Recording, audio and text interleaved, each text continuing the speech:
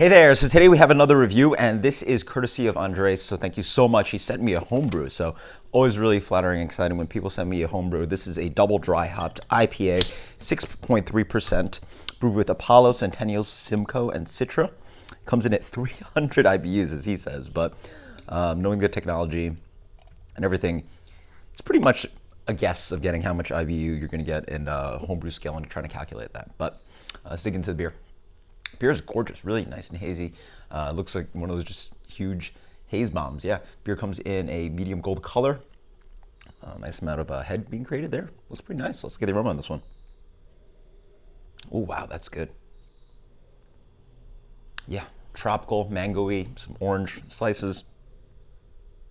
A little bit of beautiful like bready malt dancing in there. Just smells fine to me. I'm not getting any off flavors immediately.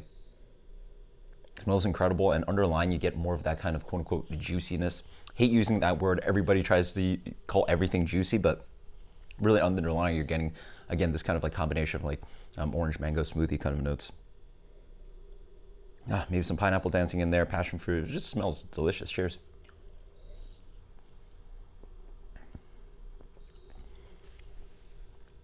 Pretty spot on.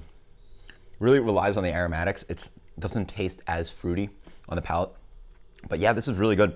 Reminds me a little bit of maybe some early batches of Higher Burning from LIC Beer Project. Very much so. The flavor on the palate is actually not that tropical. Really relies on a little bit more orange pith driving through it as well.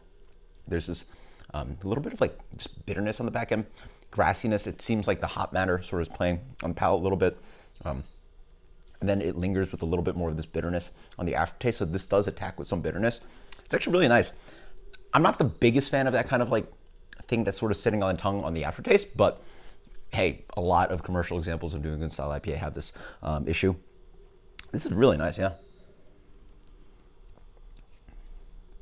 I like the mouthfeel. I would like the malt to pop a little bit more on the palate.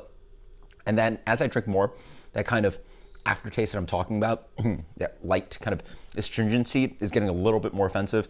This would be something a little bit harder to take 12 ounces of if you really had that aftertaste lingering so long. But again, I think you're really getting there. Aromatics are spot on.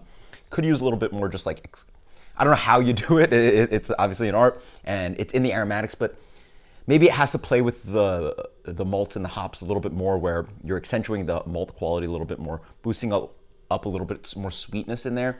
And this way you're playing with those fruit flavors from the aromatics a little bit better. And then that back end can be tweaked a little bit, but this is a fantastic, fantastic example of New England style IPA. If I had to rate this, I would give this somewhere anywhere from somewhere like an A-. This is really good. This is absolutely amazing. I would not be disappointed if this was released on commercial scale or as a commercial example of the style. Still, as I wait more, I'm not liking that aftertaste that much, but definitely could use some tweaks, and it's definitely getting there. Thank you so much, Andreas. This is absolutely amazing. One of the best homebrews I've had recently. Until next time, cheers. Later.